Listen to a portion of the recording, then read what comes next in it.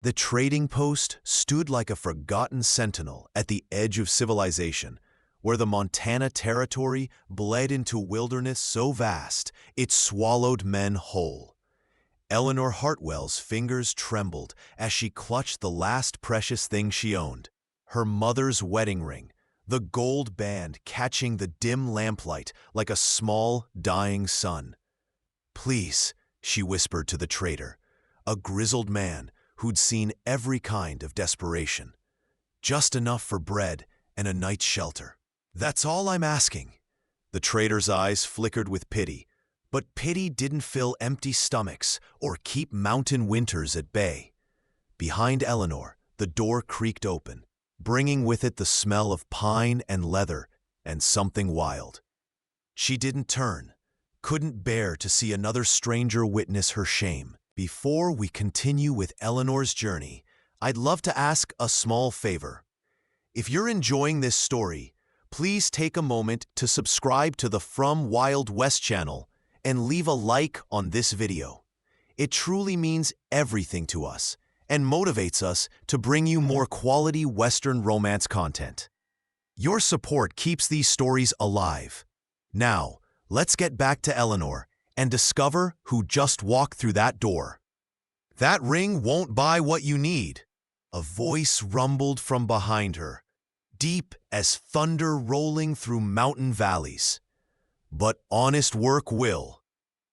Eleanor turned slowly, her heart hammering against her ribs. The man filled the doorway like he'd been carved from the mountains themselves, broad-shouldered, standing well over 6 feet, with dark hair that touched his collar and eyes the color of winter storm clouds. A scar traced from his left temple to his jaw, a pale line through his weathered tan. He wore buckskin and wool, practical and worn, and carried himself with the quiet confidence of a man who'd survived things that would break lesser souls. "I don't need charity," Eleanor said, lifting her chin despite the hollow ache in her belly. She'd been running for 3 weeks, ever since she'd fled her uncle's ranch and the brutal marriage he'd arranged to settle his gambling debts. Her wedding dress still hung in that house, waiting for a bride who would never return. "Didn't offer charity." The mountain man stepped closer, and Eleanor caught the scent of wood smoke and sage. "Name's James Blackwood. I have a cabin 20 miles north, base of the Rockies.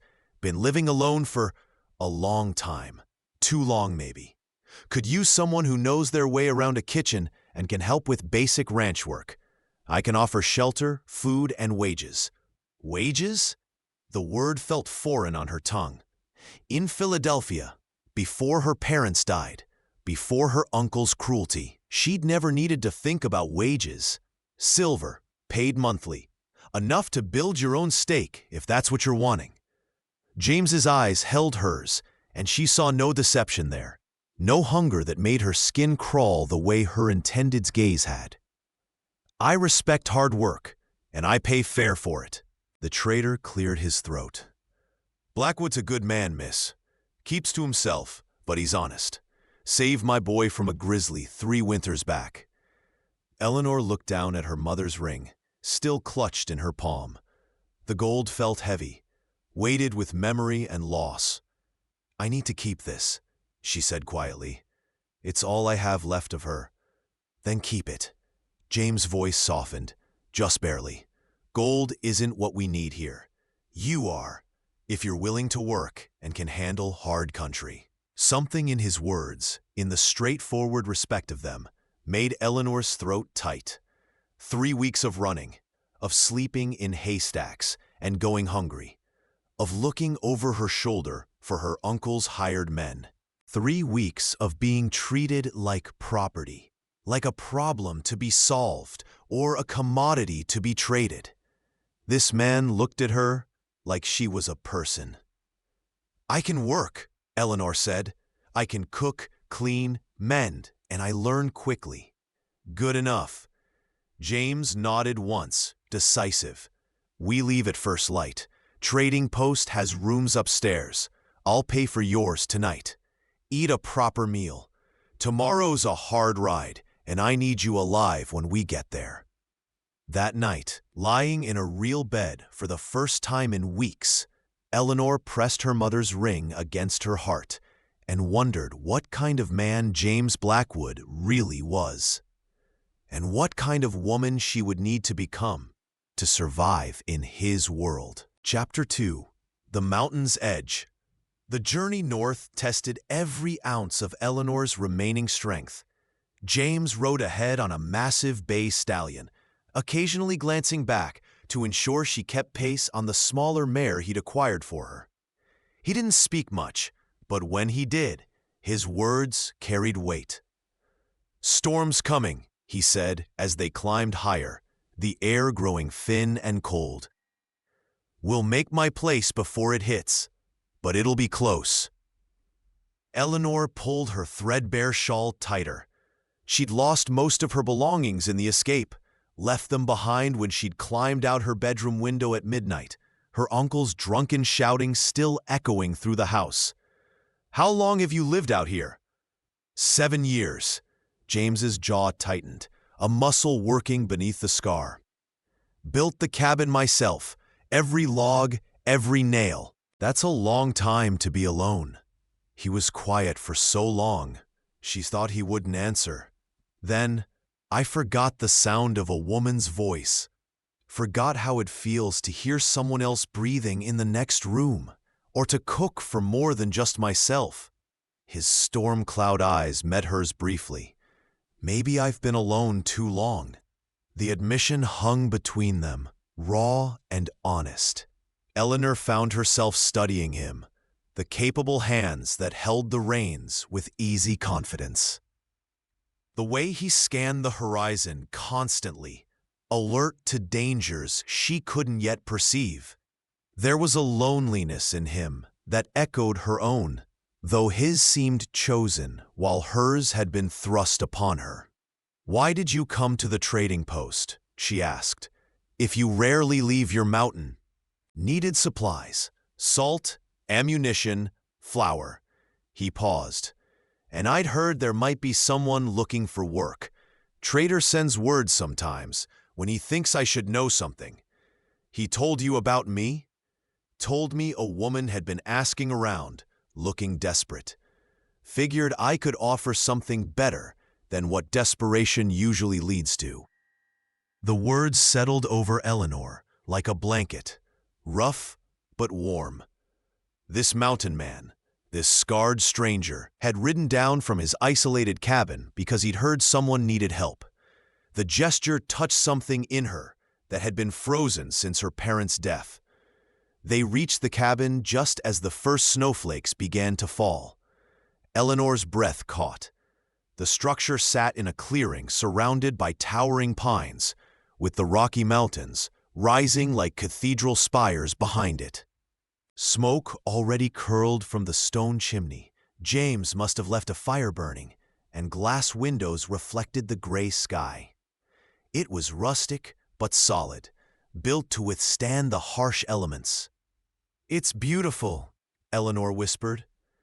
James dismounted, and for the first time, something almost like a smile touched his lips.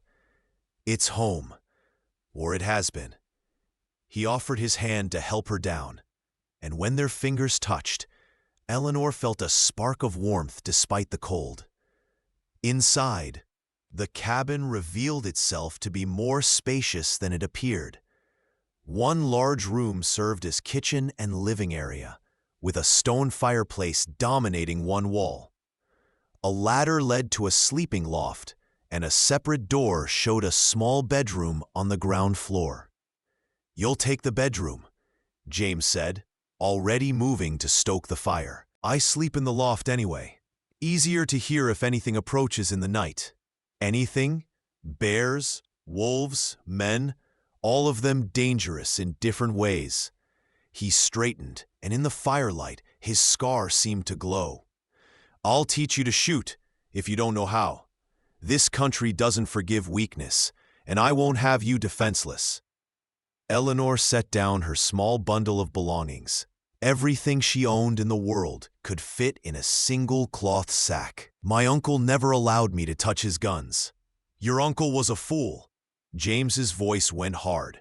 A woman alone out here needs to be able to protect herself. We'll start tomorrow. That night, as the storm howled outside and snow piled against the windows, Eleanor stood in her new room, a space carved from James Blackwood's solitude, and felt something shift inside her chest. She was still running, still looking over her shoulder, but for the first time in months, she felt a flicker of something that might become safety. Upstairs, she heard James moving in the loft, his footsteps careful, as if he too was adjusting to the presence of another person in his sanctuary. Chapter 3. Learning to Live Again. The mountain winter wrapped around the cabin like a wolf's jaws, beautiful and lethal. Eleanor learned quickly that survival here meant constant work. Water needed hauling from the nearby creek before it froze. Wood needed chopping and stacking. Animals needed tending.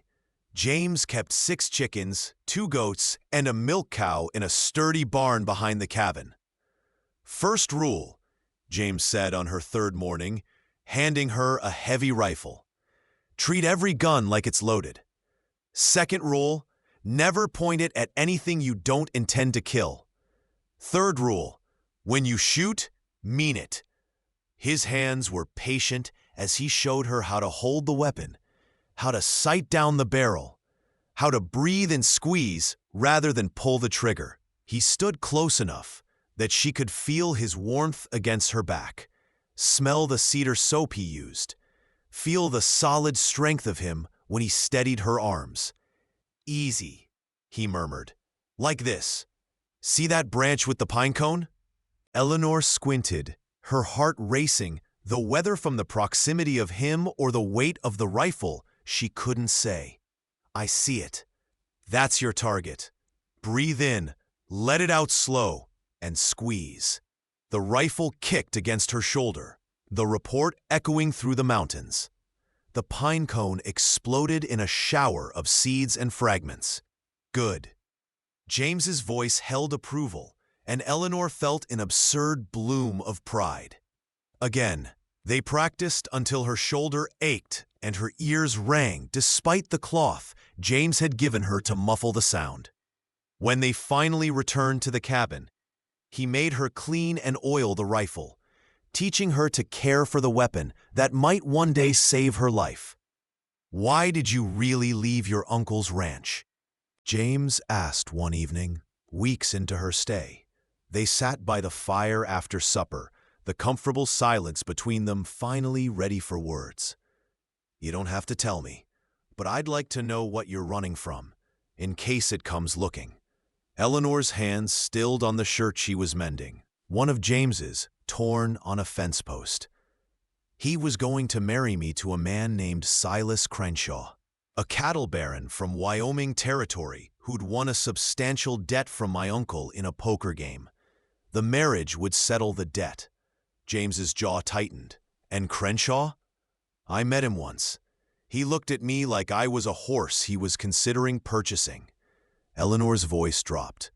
He grabbed my wrist when my uncle left the room, squeezed until I thought the bones would crack, and told me he liked his women obedient, that he'd teach me my place. The fire crackled in the silence that followed. When Eleanor dared glance at James, his expression was carved from stone, his eyes blazing with cold fury. He won't find you here, James said, and his voice carried the weight of a promise. And if he does, he'll answer to me. You don't have to. I know I don't have to. I'm choosing to. James leaned forward, elbows on his knees, and for the first time, Eleanor saw past the scarred mountain man to the depths beneath. 7 years ago, I had a wife, Emma. We were traveling west to stake a claim when our wagon train was attacked by raiders. They took everything, supplies, horses, and... His voice cracked. Emma, I tracked them for 3 days, found their camp, got her back, but she died in my arms an hour later from what they'd done to her." Eleanor's hand flew to her mouth, her eyes burning. "James, I killed every last one of them," he continued, his voice flat now, distant. "Then I came here, built this cabin, and swore I'd never let myself care about anyone again. Caring means losing, and I'd already lost everything that mattered." He met her eyes, and the pain in them was a living thing. "But when I heard about you in that trading post, desperate enough to trade your mother's ring for bread, I couldn't walk away. Emma would have hated the man I'd become if I did." Tears spilled down Eleanor's cheeks. She set aside the mending and moved without thinking, crossing the space between them to kneel beside his chair. When she took his calloused hand in both of hers, he stiffened but didn't pull away. "You're a good man, James Blackwood," she said softly. "Your Emma knew it. I know it." His thumb brushed across her knuckles, barely a touch, but it sent warmth flooding through her. "You're stronger than you think, Eleanor Hartwell. You survived, you ran, you're still here, still fighting. That takes courage most men don't have." They stayed like that, hands joined, until the fire burned low and the cold began seeping through the walls. When Eleanor finally rose to retire to her room, James caught her hand once more. "Together," he said, the word rough but sure. "Whatever comes, we face it together." "Together," Eleanor echoed, and felt the words settle into her bones like a promise. Chapter 4. Spring Thaw and Growing Hearts. Winter loosened its grip slowly, reluctantly. As the snow melted and green shoots pushed through the earth, Eleanor felt her own frozen places beginning to thaw. James taught her to track deer, to identify edible plants, to read the weather in the clouds and the behavior of animals. She taught him that his cabin could be a home, that curtains in the windows and wildflowers in a jar could make even rough walls welcoming. "You've changed this place," James said one morning, watching her knead bread dough at the table he'd built with his own hands. "Changed me, maybe." Eleanor felt heat rise to her cheeks. Over the months, she'd become acutely aware of him, the way his shoulders moved when he chopped wood, the rare smile that transformed his scarred face, the gentleness in his hands when he helped her over rough ground. She'd catch him watching her sometimes, his storm cloud eyes holding something that made her breath catch. "Is that a bad thing?" she asked, pressing her palms into the dough. "No." He crossed the room, and suddenly he was close, close enough that she could see the silver threading through his dark hair at his temples, the fine lines around his eyes. "Eleanor, I need to tell you something." Her heart thundered. "What?" "I'm not a man who knows pretty words. I spent 7 years teaching myself not to feel anything, and then you showed up, desperate and brave and fierce, and everything I'd buried came back." His hand rose, hesitated, then gently tucked a strand of hair behind her ear. The gesture was so tender, it made her ache. "I've fallen for you. Didn't mean to. Tried not to. But every morning when I hear you singing while you work, every time you laugh at something I say, every time you look at these mountains like they're beautiful instead of brutal, I fall a little harder." "James," her voice broke. "I'm still so broken. I wake up at night thinking I'm back in that house, hearing my uncle shout, feeling Crenshaw's hand on my wrist. I don't know if I can be what you need." "You're not broken." His other hand came up to frame her face, his touch feather light, giving her every chance to pull away. "You're healing, and I don't need you to be anything but exactly who you are. Brave, strong, real. If you don't feel the same, tell me now, and I'll never speak of it again. But if there's any part of you that might—" Eleanor closed her eyes, feeling tears slip free. All these months, she'd been so careful, so guarded. But James had never pushed, never demanded. He'd given her space and time and respect. And somehow, in that safety, her heart had grown toward him like a flower towards sun. "I do," she whispered, "feel the same. I'm terrified of it, but I do." When James bent his head and kissed her, it was nothing like she'd imagined a kiss could be. Gentle, patient, asking rather than taking. His lips were soft against hers, and when she gasped, he pulled back immediately. "Did I hurt you?" "No." Eleanor opened her eyes, meeting his worried gaze. "No, you didn't hurt me. I just—" "No one's ever been gentle with me like this. Like I'm something precious." "You are precious." James's thumb brushed away her tears. "And I will spend every day proving it to you, if you'll let me." She rose on her toes and kissed him again, answering with her mouth what her words couldn't express. This time when his arms came around her, she leaned into him, letting herself trust the strength there. The bread dough sat forgotten on the table as spring sunlight streamed through the windows, warming the cabin that had become a home. Chapter 5. The Shadow Returns. 2 weeks later, Eleanor was gathering eggs in the barn when she heard horses. Her blood turned to ice. She knew that sound. Multiple riders, moving with purpose. James was in the high meadow, checking the fence line. She was alone. Setting down the basket carefully, Eleanor moved to the barn door and peered out. 4 men sat their horses in front of the cabin. She recognized the one in front immediately. Silas Crenshaw, his weathered face split by a cruel smile. Her uncle sagged beside him, looking smaller and more pathetic than she remembered. "Eleanor?" Crenshaw's voice boomed across the clearing. "I know you're here. Your uncle finally told me where you ran to. Come out now, and I'll be merciful about your disobedience." Eleanor's hand went to the pistol James had insisted she carry at all times.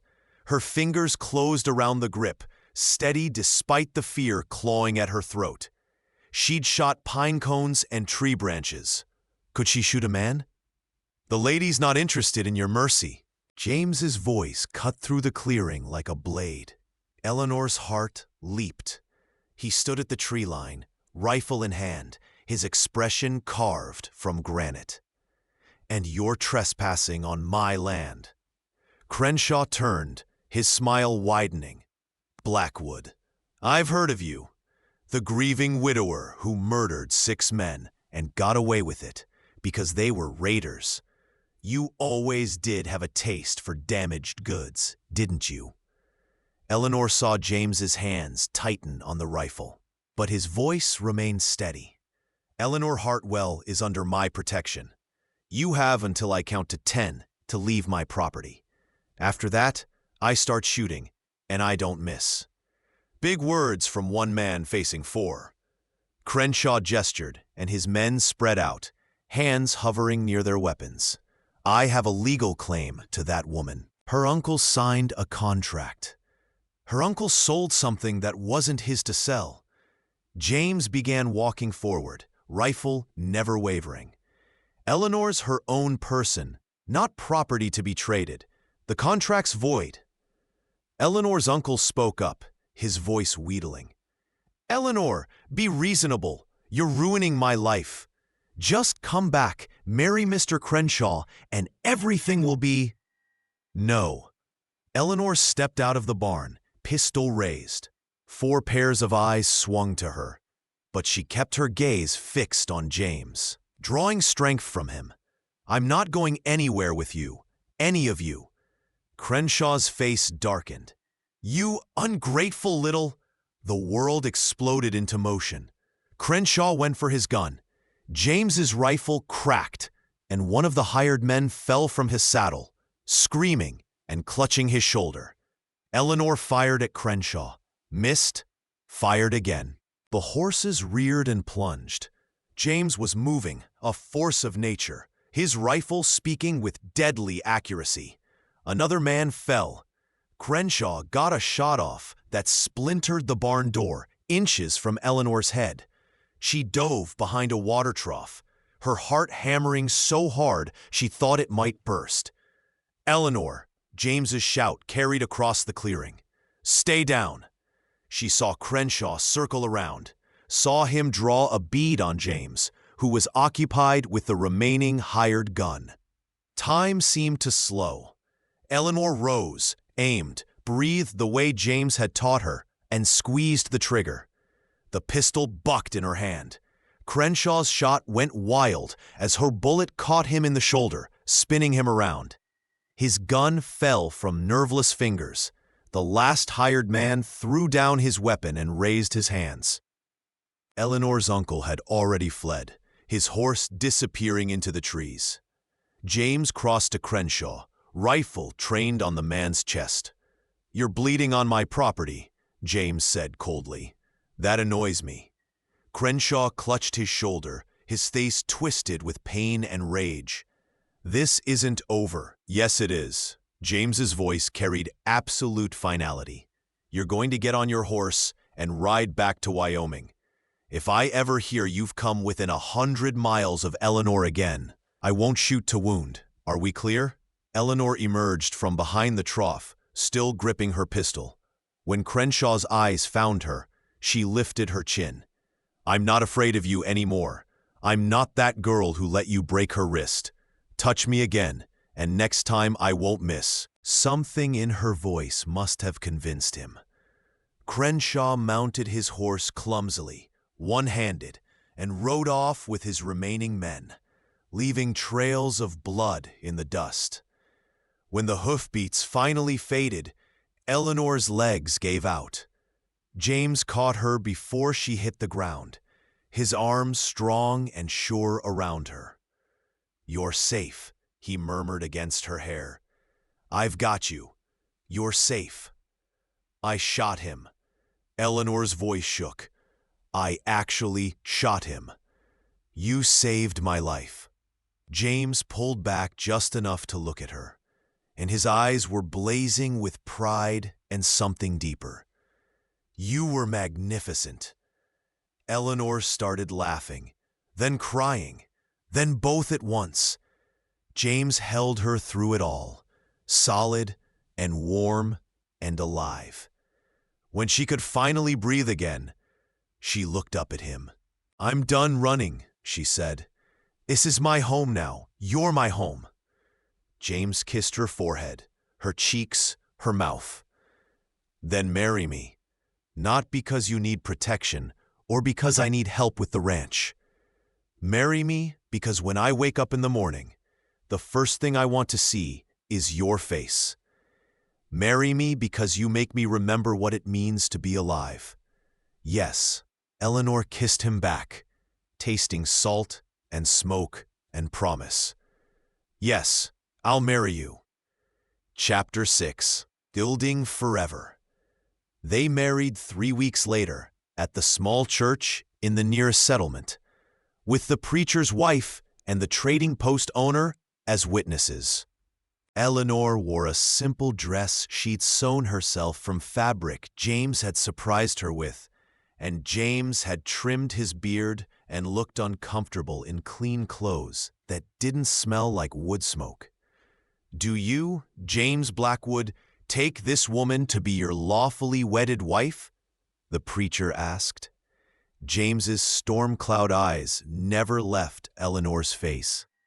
"I do. I'll die before I hurt you, and I'll spend every day of my life." The kiss they shared was witnessed by the mountains themselves, ancient and eternal, as spring sunshine flooded the small church and the first wildflowers of the season bloomed in the meadow outside. Their wedding night was gentle and patient, full of whispered reassurances and careful touches. James mapped every inch of her like she was territory to be cherished, not conquered. When Eleanor tensed, he stilled immediately. "Go slow," she whispered. "It hurts, not you, just memories." "I'll die before I hurt you," James said again, the words a vow more binding than the ones they'd spoken in church. He kissed her eyelids, her cheeks, her mouth. "We have all night. We have the rest of our lives. There's no rush, love." And somehow, with his patience and gentleness, Eleanor found that her body remembered how to trust. She discovered that intimacy could be beautiful instead of frightening, that James's strength was a gift he offered rather than a weapon he wielded. Afterward, lying in his arms, with moonlight streaming through the cabin window, Eleanor traced the scar on his jaw. "Tell me about Emma," she said softly. "I want to know about her." James was quiet for a long moment, his hand stroking her hair. She had red hair that caught fire in the sunlight. She laughed loud and often. She could outshoot most men and wasn't afraid to prove it. His voice was soft with memory, but no longer raw with pain. "She would have liked you, would have said I needed someone strong enough to match me, stubborn enough to not let me hide in these mountains forever." "I'm glad you loved her," Eleanor said. "It means you know how to love deeply, and I'm grateful that loving her didn't break you so badly that you couldn't love again. You healed me." James tightened his arms around her. "Somehow, without even trying, you healed all those broken places." "We healed each other," Eleanor corrected. "Together." "Together," James echoed, and kissed her again. Epilogue. 4 years later. Eleanor Blackwood stood in the doorway of the cabin, watching James teach their 3-year-old daughter Emma how to sit properly on a horse. Their son, 2-year-old Thomas, sat on the porch beside her, playing with wooden animals his father had carved. "Mama, look!" Emma shrieked with delight as James led the gentle mare around the clearing. "I'm riding!" "I see you, sweetheart. You're doing wonderfully," Eleanor called back, one hand resting on her swollen belly where their 3rd child grew. The cabin had expanded. James had built 2 additional rooms, and they'd started construction on a proper house nearby. Though Eleanor insisted they keep the original cabin, it was where their life together had truly begun. The ranch had prospered. James had partnered with neighboring ranchers, and their small herd had grown. They'd hired 2 ranch hands last year, young men looking for honest work and a fresh start. Eleanor had started a small school in the settlement, teaching children 3 days a week. Her past seemed like a distant nightmare now, muted by the bright reality of the life she'd built. James lifted Emma down from the horse and swung her up onto his shoulders, making her giggle. He caught Eleanor's eye and smiled, that rare, brilliant smile that still made her heart skip. As he walked toward the cabin with their daughter on his shoulders, she thought about that desperate woman who'd tried to trade her mother's ring for bread, who'd been so broken she couldn't imagine ever being whole again. That woman still existed in her memories, but she'd become someone else too. Someone strong, capable, loved. James had been right that day in the trading post. She hadn't needed gold or charity. She'd needed someone to see her as a person worth saving. And in saving her, James had saved himself too. Thomas abandoned his toys and toddled over to throw his arms around his father's legs. James scooped him up in his free arm, somehow managing to hold both children while crossing to Eleanor. He kissed her, long and deep, ignoring Emma's "ew" and Thomas's giggles. "I forgot the sound of a woman's voice," James whispered against Eleanor's lips, echoing words he'd spoken years ago. "Then you whispered in my ear that you'd stay forever. Best promise anyone ever made me." Eleanor cupped his scarred face in her hands. "And I'll keep making it, every day for the rest of our lives." The mountains rose behind them, eternal and watchful, as the Blackwood family stood together in the golden afternoon light, whole, healed, and home. Thank you so much for listening to this story. I'd love to know where you're enjoying this tale from. Are you listening at home, during your commute, or perhaps while working? Please subscribe to the From Wild West channel and share your thoughts in the comments below. What did you think of Eleanor and James's journey? Your feedback means the world to us.